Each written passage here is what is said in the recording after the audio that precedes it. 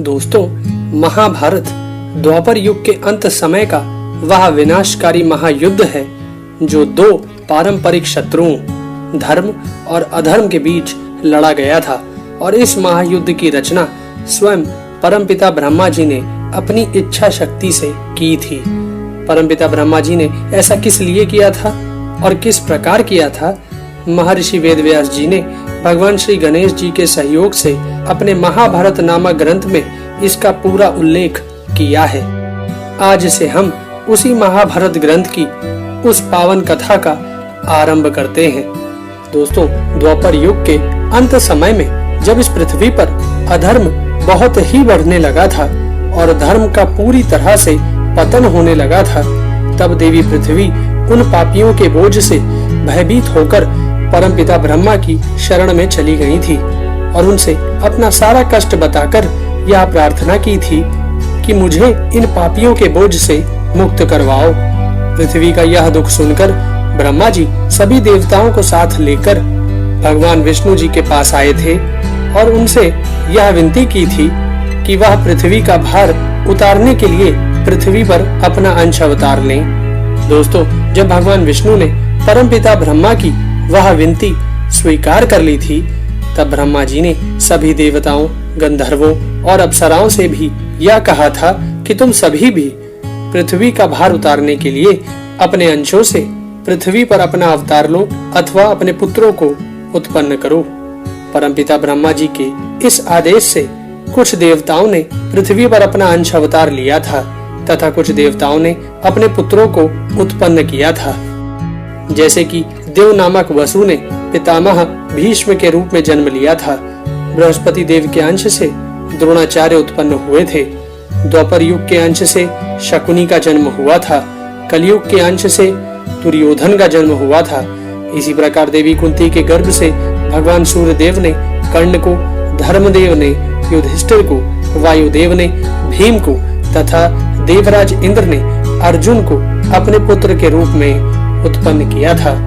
दोस्तों, कुंती ने देवी सिद्धि के अंश से राजा शूरसेन के घर में पुत्री के रूप में जन्म लिया था। तब उनका नाम प्रथा था, परंतु राजा शूरसेन ने अपनी उस पुत्री प्रथा को अपनी बुआ के संतानहीन पुत्र राजा कुंती भोज को दे दिया था। राजा कुंती भोज की पुत्री हो जाने के कारण ही प्रथा को कुंती कहा जाने लगा था। प्रथा के बाद राजा शूरसेन के घर में दूसरी संतान के रूप में वासुदेव जी का जन्म हुआ था। दोस्तों, वासुदेव जी जब युवा हुए तो उनका विवाह मथुरा के राजा कंस की बहन देवकी के साथ हुआ था, परंतु उनके विवाह के समय ही यह आकाशवाणी हो गई थी कि देवकी और वासुदेव के 8वें पुत्र के हाथों से ही कंस की मृत्यु होगी। तब देवकी के सभी पुत्रों को मार डालने के लिए कंस ने अपनी बहन देवकी और बहनोई वासुदेव को कैद करके अपने कारागार में डाल दिया था। फिर उसी कारागार में देवकी के गर्भ से 8वें पुत्र के रूप में भगवान विष्णु ने अपना कृष्ण रूपी अंश अवतार लिया था। भगवान श्री कृष्ण ने अपने बालपन से ही अपनी लीलाएं दिखाते हुए अधर्मियों का विनाश करना आरंभ कर दिया था और कंस सहित कई असुरी शक्तियों का वध कर दिया था। महर्षि वेदव्यास जी ने अपनी महाभारत कथा में इक्ष्वाकु वंश के एक बड़े ही प्रतापी राजा महाभीष के बारे में उल्लेख किया है। राजा महाभीष मृत्यु को प्राप्त होने के बाद स्वर्गलोक में निवास कर रहे थे। एक दिन स्वर्गलोक में निवास करने वाले कई राजर्षि किसी कार्य से परमपिता ब्रह्मा जी से मिलने ब्रह्मलोक गए हुए थे। वह सभी राजर्षि ब्रह्मा जी से वार्तालाप कर ही रहे थे कि तभी देवी गंगा परमपिता ब्रह्मा जी से मिलने वहां आ गई थी। उसी समय हवा के एक झोंके से देवी गंगा के वस्त्र कुछ खिसक गए थे। यह देख सभी राजर्षियों ने अपनी आंखें नीची कर ली थीं, परंतु राजर्षि महाभीष एकटक देवी गंगा को ही देखते रहे। राजर्षि महाभीष के इस अभद्र आचरण के कारण उनके सारे पुण्य नष्ट हो गए थे। तब ब्रह्मा जी ने महाभीष से कहा था कि तुम्हारे पुण्यों के नष्ट हो जाने के कारण तुम्हें फिर से पृथ्वी पर जन्म लेना पड़ेगा।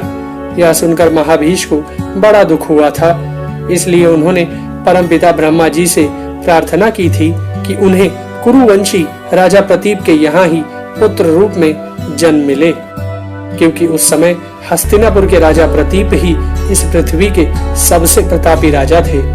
दोस्तों, इसी कारण परमपिता ब्रह्मा जी ने महाभारत के उस महायुद्ध का केंद्र हस्तिनापुर को बनाया था और इन्हीं राजर्षि महाभीष को महाभारत युद्ध की नींव की पहली ईंट बनाया था।